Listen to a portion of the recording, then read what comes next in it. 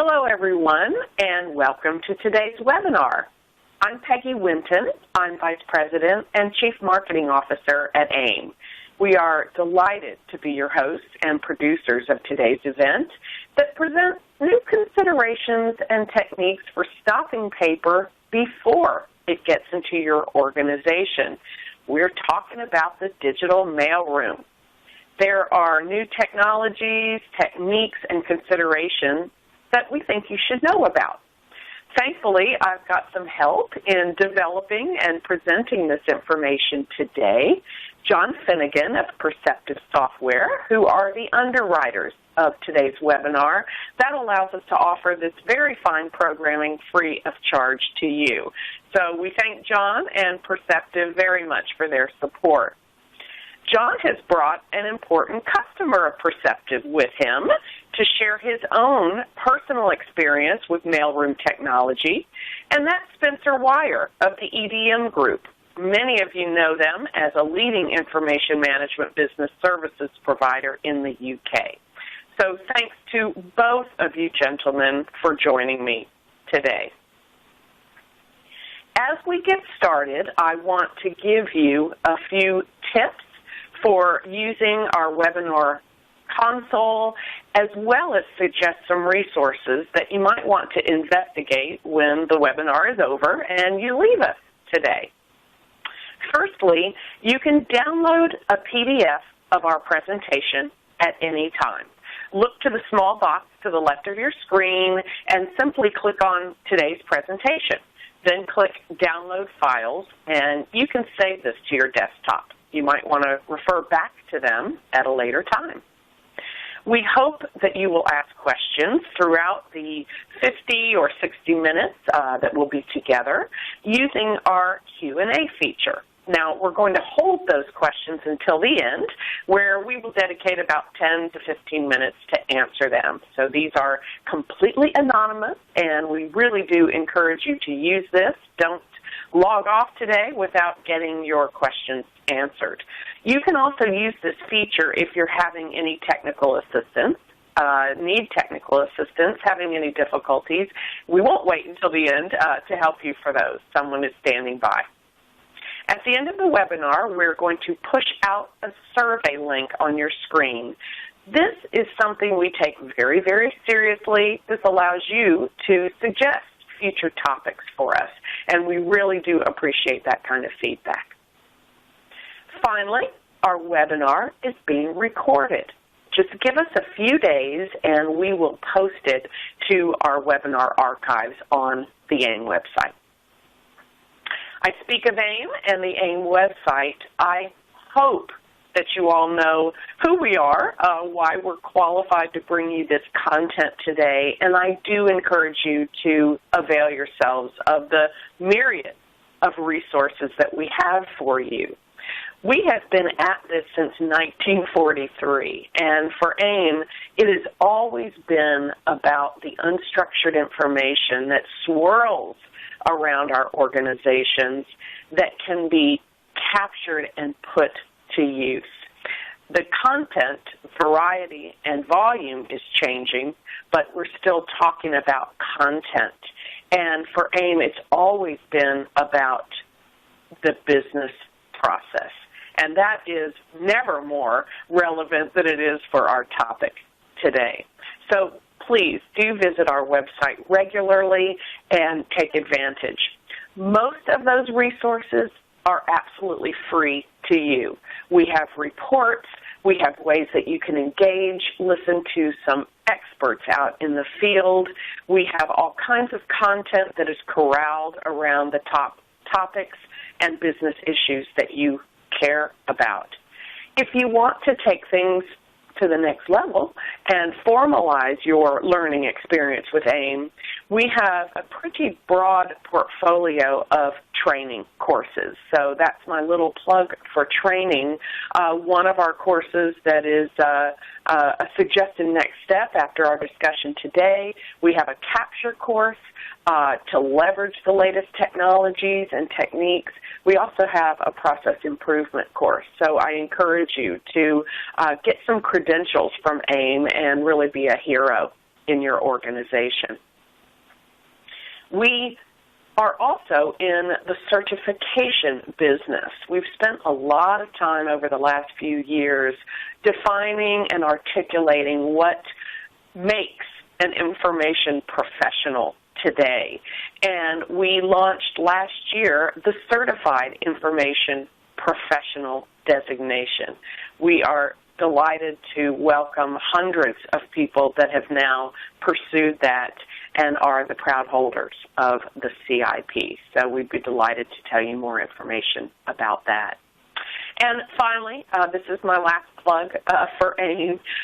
We will, for the third year now, be bringing our AIIM tribe together, all of the leaders that care about information management to our AIIM conference. And if you think, because it's based in North America, Orlando, Florida to be exact, that this is only an event for people in North America, you would be mistaken. We have about 15 to 16% participation from the UK and other parts of Europe, and we'd love to grow that and love to have you be part of it.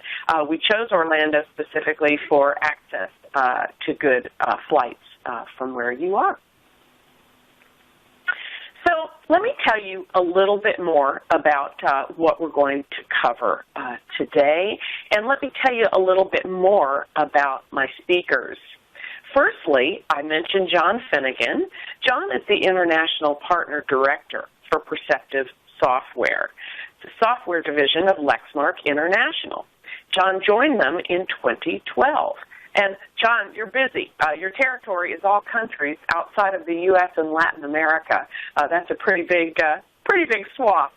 John has over 20 years of experience with enterprise software, and he specializes in alliances and channel partners. Spencer Wire is the Group Chief Technology Officer of the EDM Group, where he reports directly to the CEO.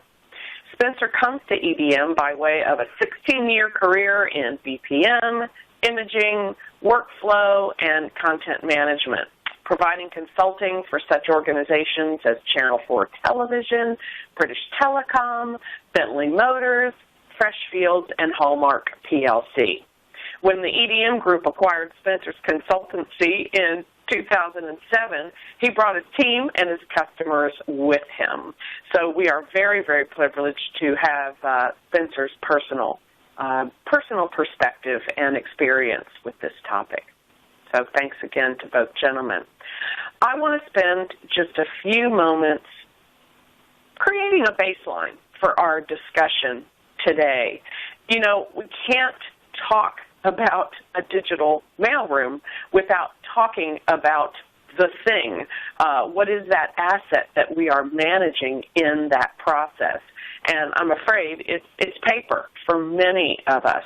We are still trying to handle and process hundreds, thousands, maybe even tens of thousands of documents that come through our doors every day, most of which are still in paper form. You need only go to your physician. If you've bought a house in the last few years, you know that so many business processes are still very much mired in paper. And when we're talking about our own organizations, despite our best efforts at trying to digitize and send out things like invoices or contracts in digital form, they often come back to us in paper form, or we don't digitize them to begin with. What does that mean? Well, it bogs down our processes because anytime you're dealing with physical paper and documents, particularly as the volume of information is growing, I think we've realized that the volume has increased to the extent that it's pretty impossible for us to manage it all, and volume kills manual processes. When AIIM talks about all of our efforts around process improvement, we have to recognize that whenever there's a human element involved, that's where things get a little bit a little bit goofy because we are only human, and when we rely on humans to make certain decisions as to what to dispose of and what to retain, it's a difficult situation, and add volume and variety to that equation, and it's compounded even more so. So I'm sure you're feeling those things. Paper slows down your ability to respond to your customer. If things are coming in paper form and are sent to a file cabinet somewhere, that is restricted access. Think about your colleagues and your partners that are out in the field. And the demands that paper processing and incoming mail make on our staff in rekeying and copying and filing can really take them away from more productive work. I mentioned AIIM's resources, and one of the best sources of benchmarking and internal marketing for you is our research studies.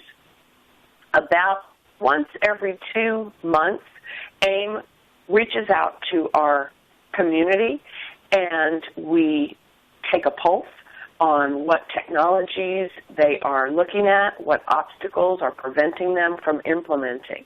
And I'm pleased to say that we very recently conducted a research study on paper and digital mailroom activities. There were 430 responses to those studies, and I'd like to share with you now what many of you told us about paper in your processes. When we asked what were the top issues that were caused by paper-based processes in your organization, the number one was that time spent rekeying and filing. Also, searching for paperwork.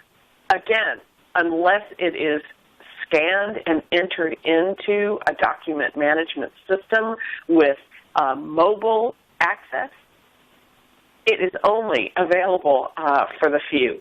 And AIIM studies time after time talk about the extraordinary amount of time we all spend just looking for the information we need in order to do our jobs. Think about it.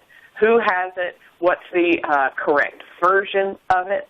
And all of this is compounded when we talk about incoming documents in paper coming into our organizations. So that time spent in the manual processing is number one. And, of course, the cost of storage, storing volume of paper. I have heard of entire office blocks and entire office buildings dedicated just to storing of paper files. Think about all of the implications that brings for disaster and cost of storage.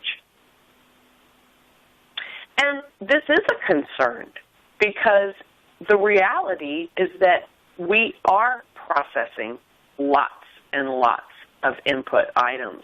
One of our audience members has already pre-submitted a question and says that his organization probably handles and scans over 400,000 items annually. So this is a very big concern. For 19% of you, the volume of paper in your organizations is actually increasing. I think it was Iron Mountain that said, in spite of all of the progression and the improvements in digitizing, that the volume of paper is increasing because of all of that. And there are lots of reasons why, but it's a real reality. 74% of you appreciate the improvements to efficiencies that can be gained by digitizing your paper processes, and yet only 18% of you have even begun a project of this sort. 10% have adopted a digital mailroom, but that's a very small amount. Why is that? And what's stopping you from doing that? When we take a closer look at the use of digital mailrooms by region, what is interesting is the adoption rate in Europe. Those of you on the call today are scanning at the door with a digital mailroom, and you're scanning in advance of the process before putting paper into your organization. The numbers, 2 times the take-up of your North American counterpart. And 41% of you are using high-volume scanners. Now, I've talked about this with my colleague Doug Miles, who's based in our office in Worcester. Doug is our research guru, and I said, why do you think that is, that our European counterparts are really ahead of the game there? He's not exactly sure. We probably need to do a little bit more research on this subject, but he does believe that a lot of the high-volume scanner production takes place in Europe. He thinks about maybe some of the underserved areas in more rural parts of Europe might have something to do with that. The mail delivery and the paper, simply the paper volume itself. So we'll have to take a look at that in further detail. But I think that's an amazing statistic. So good on you for those of you who have implemented these technologies. And if you have, you are definitely seeing the benefits. You can find the things that have come in. You can share access for your people out in the field. You are able to respond to customers so much faster. And these are real benefits that equate to thousands of pounds and euros in benefits, in faster response time, in staff time, and in efficiencies throughout your organizations. So my question, and I think this leads into a question for you, John, is why aren't more organizations doing this? What is stopping them? Is it a perceived upfront cost? Is it a perceived cost over time? Maybe there are so many moving parts when we talk about paper and digital coming at us. Is there a misunderstanding of the gains that can be made? Or I think this last one is something worth contemplating. And whenever we talk about business process improvement, you know, not everybody does that. You do have to have this sort of blueprint in your mind and an understanding of all the different interdependencies. What do you do with the paper once you've scanned it? What are all of the shared applications that can benefit from that same information? So it is a question, and I think we would welcome your feedback on the call today. What are your obstacles in your organizations from achieving these benefits? So with that, John, I've set you up here. No pressure there. Welcome again, John Finnegan. What are you seeing among your customers at Perceptive? Thanks, Peggy. Yes, just to introduce myself again, John Finnegan, International Partner Director at Perceptive Software, a Lexmark company. I think, Peggy, just to try and sort of cover off that question very quickly, I think the final point on your slide is the key one. All those things that you say all fall into the melting pot, but really organizations with clear vision and real focus are the ones that are stepping forward. Anyway, I'll move on through my presentation, and obviously we can pick up more questions on that a little bit later. So just a little bit about Perceptive and Lexmark. For those of you who don't know, Lexmark is over 12,000 employees globally, and it has products in more than 170 countries. Its turnover is roughly $4 billion in 2012. But more interestingly, more than 60% of its business, whilst being a US corporation, is actually done outside of the US. So Perceptive Software, well, we're basically the software division of Lexmark. We were acquired in 2010, so not that long ago, and the original acquisition was of an enterprise content management company. really that is stage one of the bigger goal that Lexmark have to become a leader in software solutions. We're now 3.5 years down the line and 10 acquisitions later.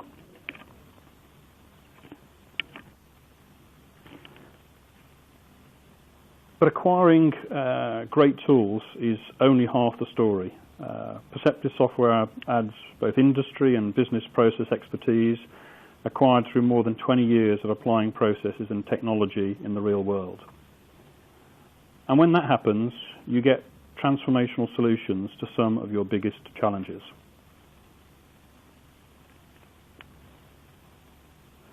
So where this takes us is that Perceptive Software now has a complete family of innovative processes and content management products, which have been engineered with one goal in mind: to deliver a return on investment that far surpasses previous experience and expectations.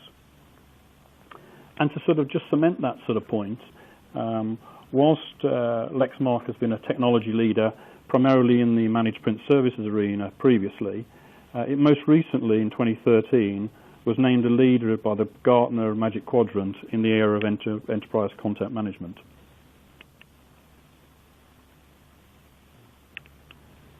So in a nutshell, we're focused on solving customers' unstructured information challenges. And we do that by building game-changing enterprise software products for organizations globally through superior engineering, industry expertise, collaboration with customers, and a corporate culture fueled by the talent, diversity, and drive of its employees and its partners, more importantly. So enough about Perceptive and Lexmark. There's a contact us slide, so if you want to know more about us, feel free to contact us through any sort of method. I mentioned partners are key to our drive and growth in our business, certainly over the next 2 to 3 years. EDM is a strategic partner of Perceptive Software and has been in the area of intelligent capture for more than 4 years. They're a real example of how technology innovation has helped drive and grow business. As an organisation, there are more than 1,200 staff across the UK and US, circa 100 million turnover, and established over 30 years, and leaders in outsourcing information management services. It gives me great pleasure to introduce Spencer Wire, Group CTO of the EDM Group, to tell you about their story. Spencer. Thanks, John. Hello, everyone. I'm going to talk you through the journey that EDM Group has gone on over the past 5 years to provide industry-leading digital mailroom services to our customers. We're a little bit different to most of you in that we're a business process outsourcer. Therefore, we've done this about 30 times. We've implemented 30 or more different outsourced mailrooms for our customers across financial services, retail and manufacturing, utilities and health. These include Legal and General Investments, Nationwide Building Society, Think Money, National Grid, Mercedes-Benz and VW, and many more well-known brands who have gone digital with a combination of the technologies from Perceptive and the services from EDM Group. But Mailroom Services is only part of what we do. We provide enterprise information management services to over 1,000 clients in the UK and US. Basically, our approach is if you're going to trust us with your valuable information, in whatever form, electronic or paper, we have to provide a cradle-to-grave service that looks after it. In numbers terms, this means that we now scan between 20 and 40 million images of financial, medical records, and millions of school exam papers a year. So mainly backfile scanning, but to very high volumes, making us the biggest scanning bureau in the UK. Our mailrooms receive over 1 million envelopes a month, many business critical, so we have a DR mailroom service. So we run 2 live mailrooms, so one can cover for the other if that goes down. And we receive millions of emails and faxes every month. In fact, a typical mailroom for us now is about 40 to 50,000 letters a month and 150 to 200,000 emails a month for each of our customers. We also bank checks, so money comes in, especially for our financial services clients. So we receive up to £100 million worth of client money checks for savings products and other financial services products on behalf of our FS clients. We have 9 million boxes in storage in our archives, so it doesn't make us an iron mountain, but storage is part of the story of keeping these records safe, so we have to have warehouses to keep those, and we've got big warehouses across the UK and the US to do so. And we have 12 of those high-end scanners that Peggy mentioned earlier. We have 12 IBM Ls and a couple of bank techs, which cost around £150,000 each. So a big investment in the technology that you need to do this kind of work. We have our own logistics operation, our own fleet of vans, and all of the satellite tracking and things that we need to do to make sure that we collect the physical assets securely. Really at the centre of the business, though, is technology. We have our own primary and DR data centres in which we house our private cloud-based document management system that has at any one time 2 billion documents online and a further 4 billion nearline for our customers to log in and safely get their information. And our process goes right through to the end of the process, so we have our own shredding facility to actually destroy that paper securely at the end of its life. If we move on to Mailrooms and look at, which is one of our biggest growth areas, you probably all have a mailroom that looks something like this picture. Maybe not as clean and tidy as that, but you're going to have pigeonholes and wire baskets and a few machines in there that open envelopes and frank letters and maybe some scanners. Generally small scanners and printers and things like that. If you're looking at making it more efficient, you have a few options. There's a whole industry out there of FM providers who'll take it over and run it pretty much in the same way you do. They'll save you a little bit of money initially, but they're not really changing anything for the rest of the organization. It's just the physical FM of what you already do. Going digital should be seen as an enterprise transition. It's not just a facilities improvement program. The drivers are often somewhere else in the business and include things such as business contingency, better compliance, but more often than not, an enabler for the implementation of a master digital file, such as a new case management system in a law firm or a new customer services system within any company that deals with customers. There also has to be a business case to do it. No one does anything these days without there being a business case. By taking a traditional mailroom to an outsourced digital mailroom, we typically achieve a 30% cost saving, like for like, over the existing mailroom operation. But your real saving is actually up in the business somewhere. By going digital, you're going to save at least 10% of everyone's time in not having to deal with paper and move it around in the business. So that's the real goal. You don't think it's just about outsourcing or replacing the mailroom or putting technology into the mailroom. If you look at digital mailroom, it's a bit like a funnel. You put everything on top, post, faxes, email, even web forms, and you have to get this information to the right person in the business quickly, safely, and efficiently. And to do this, you need 4 things. You need receipt, capture, preserve, and process. If you receive correspondence across multiple channels, as we all do, you need a physical mailroom operation where you prep and scan. You need email gateways, fax gateways, web integration. Then you need to convert everything into a suitable electronic format. Emails may be electronic, but don't be fooled. They're not really an information asset in an email system. Anyone can just go in and press delete and get rid of that email. They need to be converted and saved into a document management system. So even what you think is electronic is not always in the suitable form and needs some kind of conversion. Fundamental to the process, though, is capture.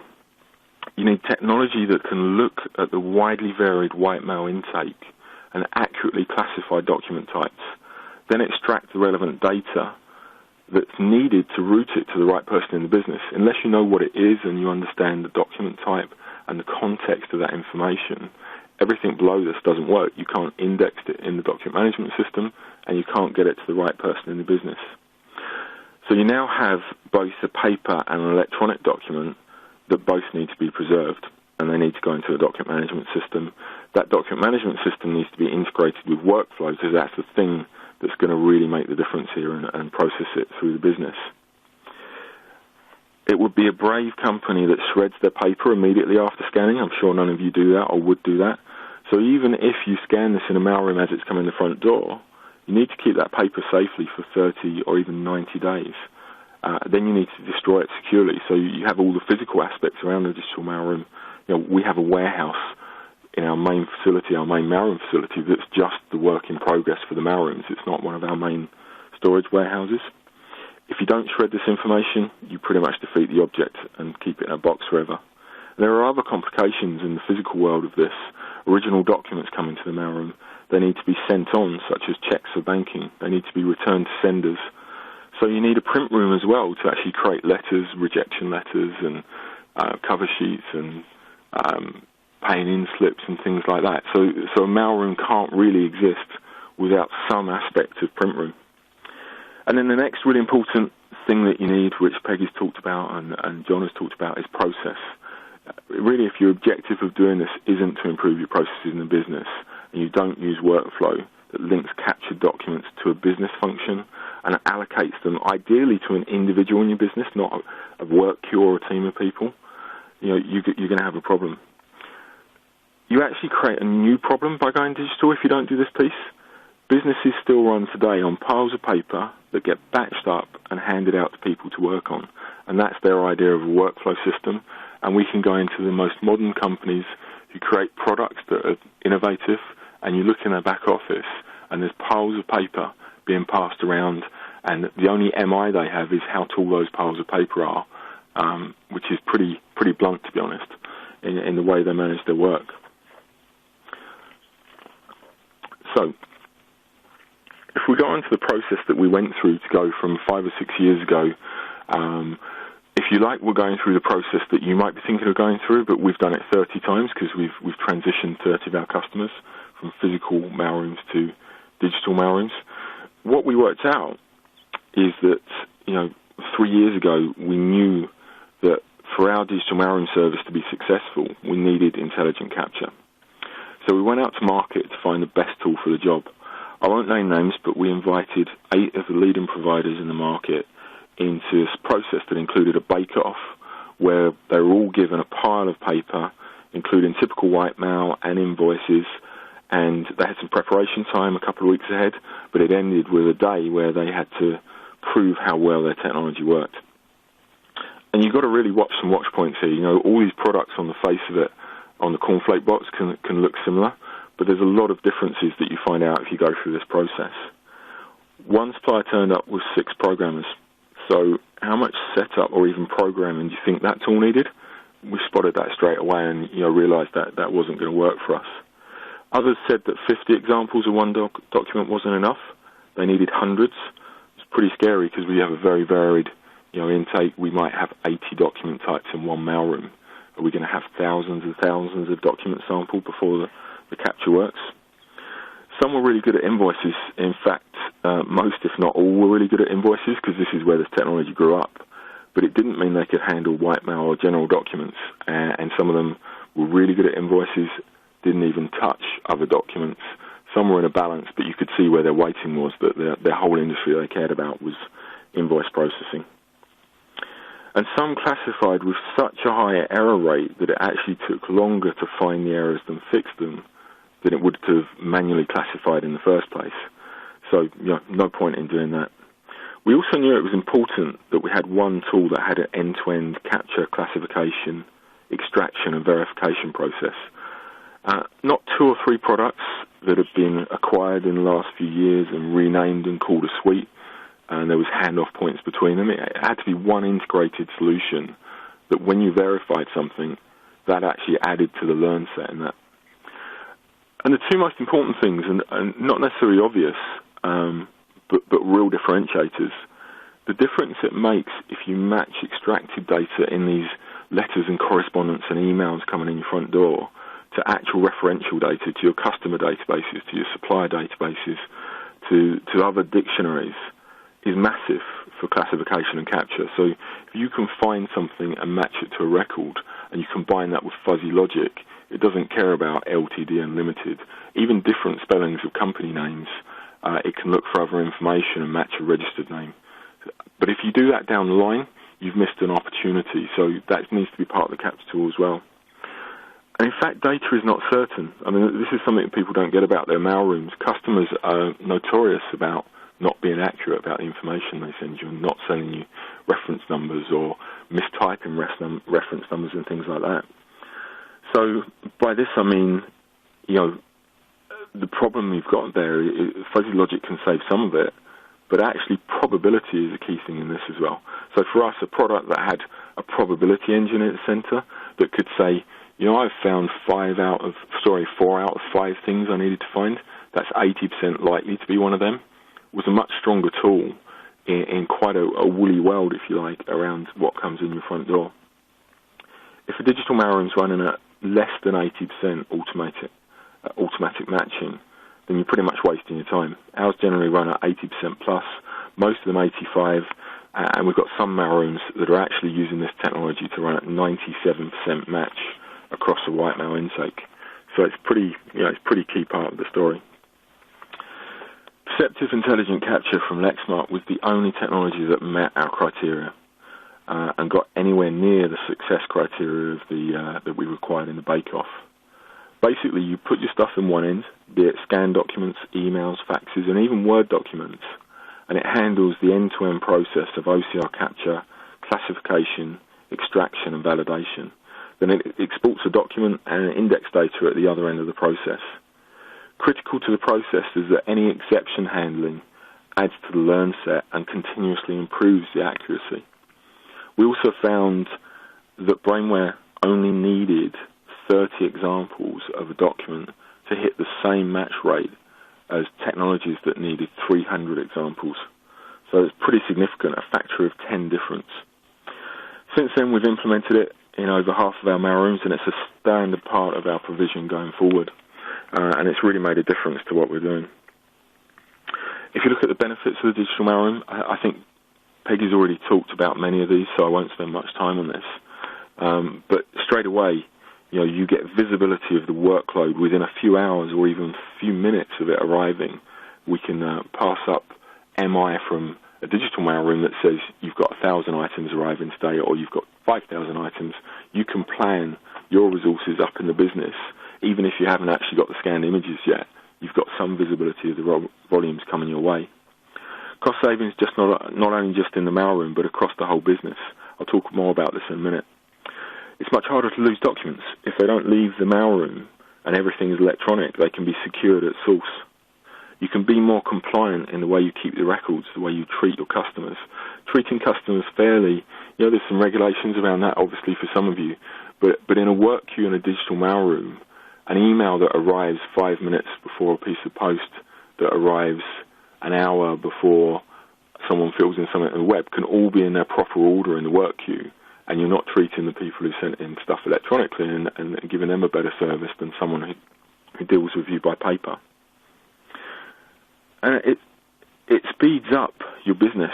I mean, this is the key to it. If you go to the process bit, many of our customers have moved from typically 2 to 3 day processing times, being it on customer services queries or new applications or invoice processing, to same day processing. And that's really due to the digital mailroom. And of course, accuracy. The machine's not going to take decisions for you, but it is more accurate and it's more reliable and it doesn't have bad days. Just check the manual accuracy of your business the day after the Christmas party and you see what we mean. So talking about the efficiency thing, if you look at the steps of efficiency and the opportunity that the digital mailroom affords you, just converting a physical mailroom in-house to an outsourced digital mailroom can save you about 30% cost of that FM resource running that mailroom.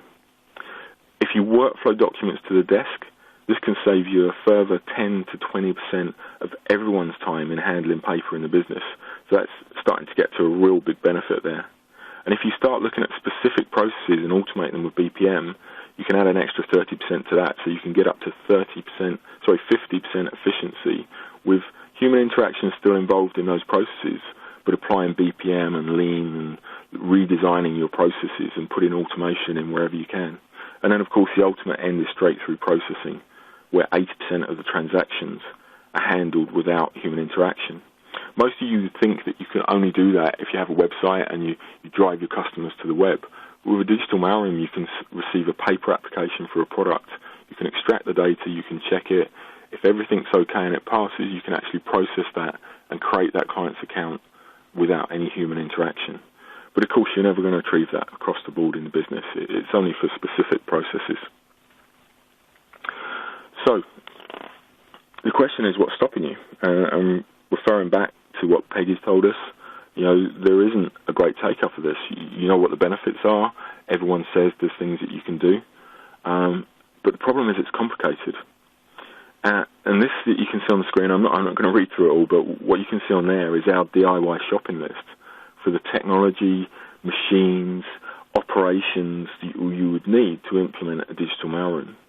And if you look at those, the things you've got in there, a document management system, a work management system, the intelligent capture software, a physical mailroom service, printers, scanners, all of these moving parts, you're talking about a 7 to 8 digit implementation. This is not an easy thing to do. And that's really where EDM comes in. Our approach to this is we combine consultancy, outsourcing and technology to give you a slice of all of these things with a low setup cost, all of the rest of the costs in operational monthly and per unit charges that include physical mailroom, multi-channel gateways, intelligent capture, hosted document management and workflow to the desk. So really the takeaway for you that I'm going to leave you with is if you're a bank, a hospital or a car manufacturer or retailer, why do you want to spend time and money becoming experts in the digital mailroom? You need a lot of experience. It's taken us 5 years. Someone who's done it 30 times, you're only going to get one chance, and if you get it wrong, I guess you probably lose your job. So, think about it. Maybe this take-up of it, the challenge is just how hard it is to do, but the benefits are so great if you do it. You really should go there. So, thank you for listening to me. I hope I've shared some information, some useful information with you, and I'm going to hand you back to Peggy now. Thank you so much, Spencer. We are receiving some really excellent questions. Let me do my best to sort of corral them around some common themes, and for the rest of you, it's not too late to submit your questions. Talking about some of the customers, we've got a few folks who are joining us from local government. Would you be able to share just a few of your customers in terms of, if you're able to name them by name, and more importantly, what are a few of the specific functions or applications that your digital mailroom is performing for them? What specifically in local government? Yes. And central government. Yeah, there's a number of customers. All of companies' house documents, the company documents are stored on our technology and their systems. I have to say that local authorities have, in our experience, been a bit slow to take up digital mailroom technology. There's lots of challenges they have in funding and things like that. National Health Service has been massive for us. We've digitized 500 million pages of medical records over the last few years, and we're starting to do referral processing. So we're just really seeing at the moment the need coming through from local authorities, and I don't know why that is and why it's been a slow take-up for us, but we've got a number of local authority customers that we do other services for and store records for, but only a few that have really gone to the digital mailroom so far. And an interesting question. I love your expression, white mail. I must say I hadn't heard that before, and I think that's great. Two of our listeners asked questions about that. One, how do you actually make the business case for scanning things that clearly are not contractual or legal or have a records management set of criteria or assets? How do you make the business case for scanning the other stuff, including some general correspondence and what you might be calling white mail? Yeah, I mean, I'm not a fan of invoice processing myself because I think everyone does that, and it's where the industry started. But it's a really good example. The invoice mailbox, the address that suppliers send invoices to, you actually get about 10 different document types in there. So you get changes of address, you get statements, you get court summons and things like that. If you haven't paid, you get utility bills that need to go through to the team who do your carbon footprint thing.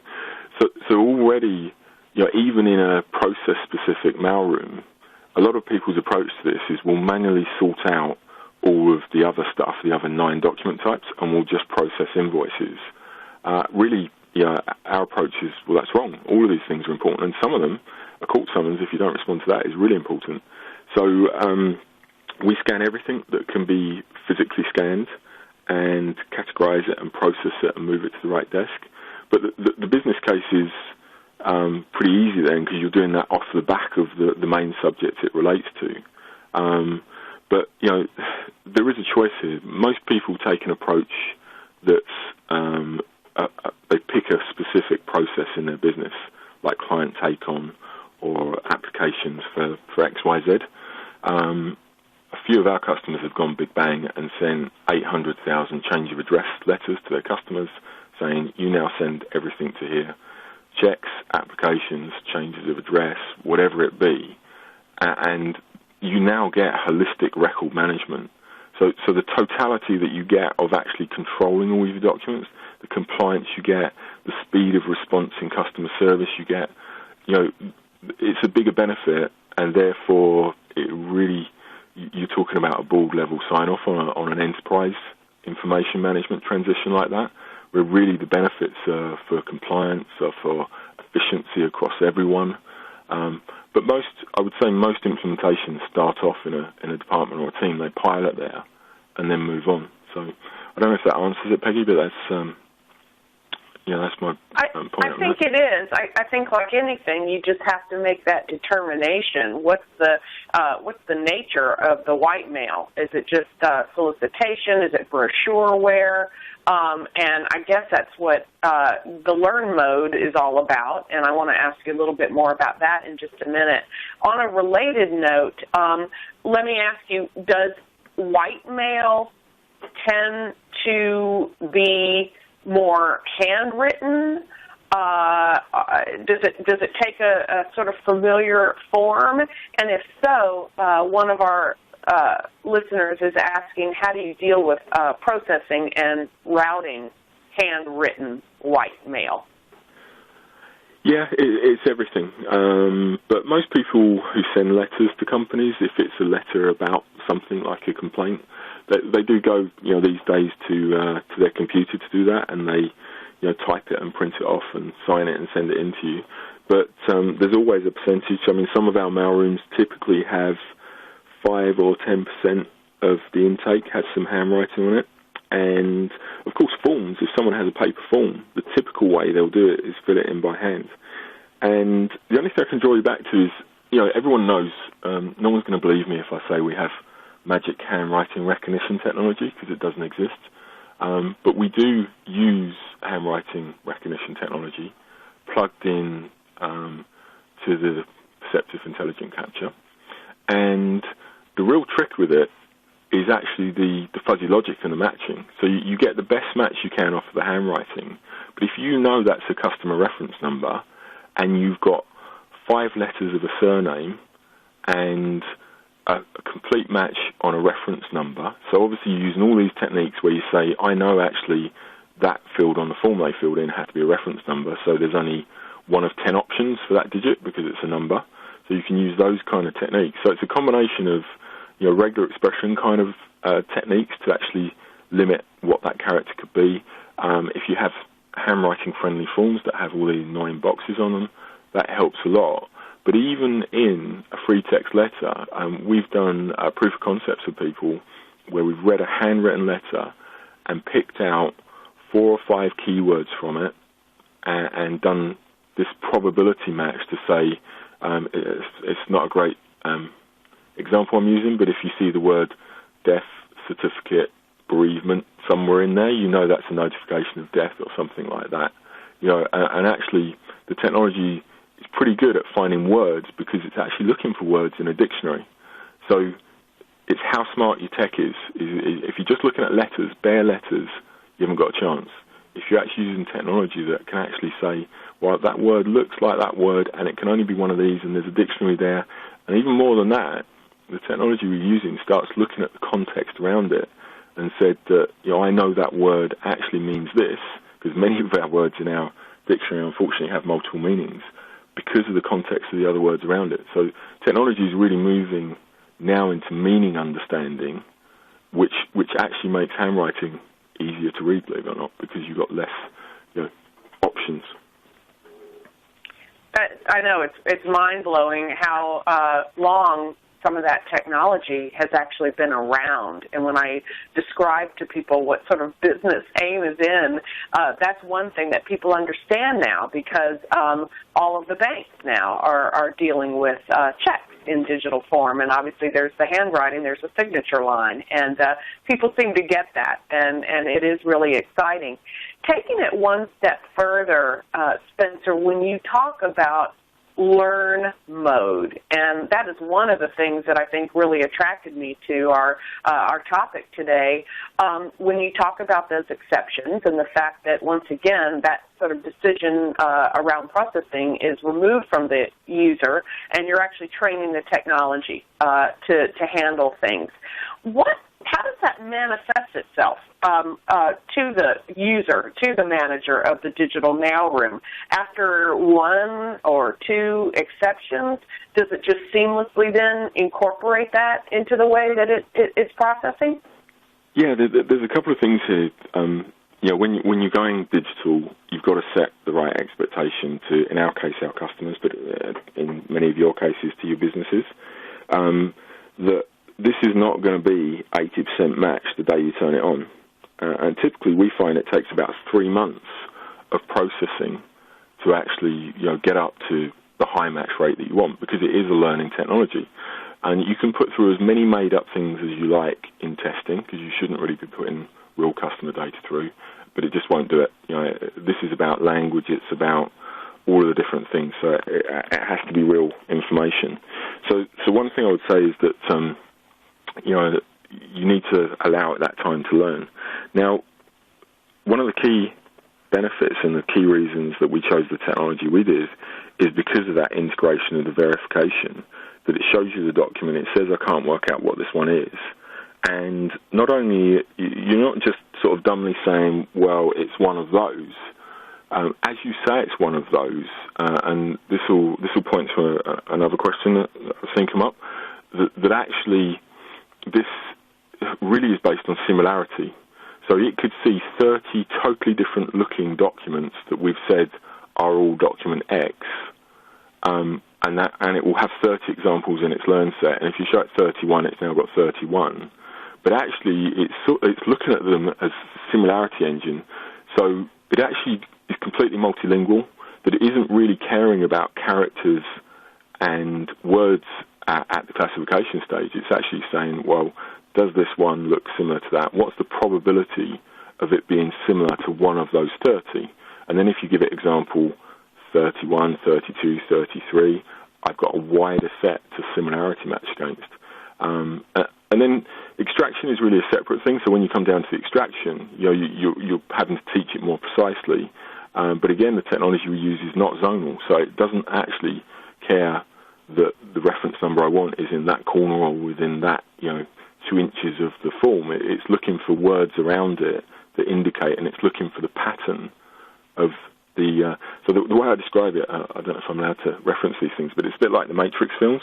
The way it sees it as all those noughts and ones streaming through, and it's looking for a noughts and ones match, almost like a DNA match, to say, is this one like one of these examples I've got? It must be one of those. So it's clever in the way it's learning, but it's not magic again. So it takes time. You've got to give it that time to actually build up and learn its learn set. But it's typically 3 months. Sometimes we cheat that in that we siphon off the post after it's been dealt with in the business before it goes live, and we just put it through, and we get people to do a bit of QA and say, did that come up with the same answer that you as a human came up with? So you can kind of cheat the learning ahead. We do that with emails as well. So there's all sorts of ways around it. That's a good explanation, and if it only happens once, it probably is an outlier. If it happens repeatedly, then it's time to tweak the technology as it learns, and I think that's really exciting. John, there are several questions coming in from our listeners that are technical in nature, just about capabilities of the tool itself. How does it handle multiple languages or geographical locations with different languages? Can you comment on that? Sure can, Peggy, and I'd just like to pick up on Spencer's last point, because actually during Spencer's presentation he used a term once which sort of reinforces everything that he said there, and he used the term brainware. And brainware is the product name prior to its life in Perceptive Software, where it's now known as Perceptive Intelligent Capture. And that sort of reinforces the whole sort of technology, the way it embraces advanced pattern recognition techniques, and as he said, works like the human mind. That's how it does. So how it takes stuff off a page is unique compared to anything else. No zonal stuff, no anchors, no templates. Yeah, that's where it's different, and I was looking at some of the questions related to some of the competitor products. That's where it's very much different to competitors. And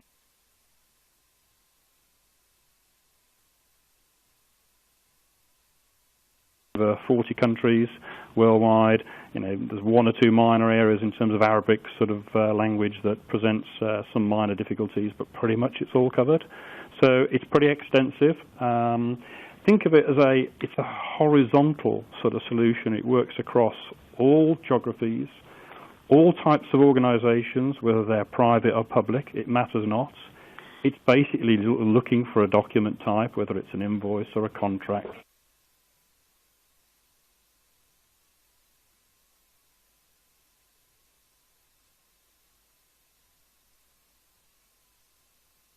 So that's probably the best way I would sum it up in terms of the technology advances. I guess I'd add one other thing, is because there was a business case sort of question I saw earlier on. For this sort of technology, it's a business case to the board. It's not an IT-related decision. That's how a business needs to look at it. Thank you. Excellent. And another very specific question to the tool itself. Do you offer cloud? We do. Yep. Okay. Yep. Okay. Multiple environments, and to a certain extent, that's down to individual clients or partners in terms of how they provide the service. We don't mandate a solution to our partners. It's very much down to them, to build it into their overall infrastructure in terms of how they want to provide the service. Yeah. So to just in our case, as John knows, in our relationship, Perceptive have enabled us to actually provide that, really advanced technology at a cost per click for our clients. So you're not investing in the technology. We host it and we process it for you, and then we charge you a click charge per image that goes through it, which is based on our license agreement with Perceptive. I have two more questions before we run out of time. One of our listeners from the Netherlands asked if this mailroom that you talk about can do everything, handle capture, separation, classification, OCR. How do you ensure that it doesn't get bogged down by its own complexity or size? And this is the listener I said who claims that they probably scan over 400,000 documents annually. Yeah, we're doing about 1 million a month, and their documents, their letters. It is complex. We have a bunch of good people. Our technical resources are probably about 75 people involved in that, and we have production. But all I can say is the point I was making is it is actually complicated because you're going from analog to digital, and whenever you do that, you're talking about people, machines. You have to open envelopes. You have to, keep things in their clear channels. But if you imagine that we're not doing this once, we're doing it 30 or more times for 30 different customers. The way that we've actually achieved that is to put business process management in the heart of our mailroom. So we actually run our mailroom on BPM technology, which controls the process and manages the SLAs and keeps all the items running through. So that process in your business, put it down in your mailroom. You never think of doing that. You think you just buy machines and they'll do it. It is a complex process, is all I can say. So either get someone like us to do it for you, or invest in the right technology. And it's not just about the machines. I think that's probably a great ending note. John said that and picked that up on my last bullet slide. You really do have to have that sort of mental way of thinking to map out your processes, because it doesn't matter what the technology is. You've got to really think about that, and I think that's great, and that's probably a good point.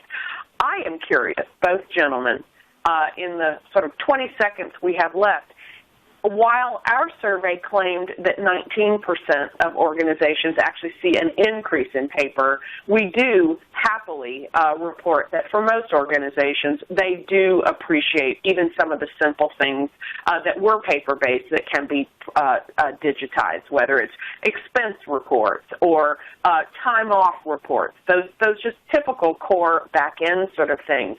As more and more of our processes are digitized and we use born digital documentation, what do you see as the future role of a digital mailroom? Will there still be people within our organizations that need to be charged with the handling of any kind of incoming content or document, whether it's in paper or digital form? Any thoughts on that, Spencer? Well, the strange job is, my job as CTO of EDM is to actually take business that totally relies on paper, to take all our clients paperless.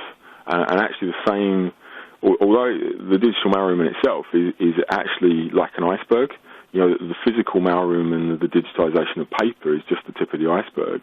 It's then mainly about storing the records, processing the records in the business, sending things out.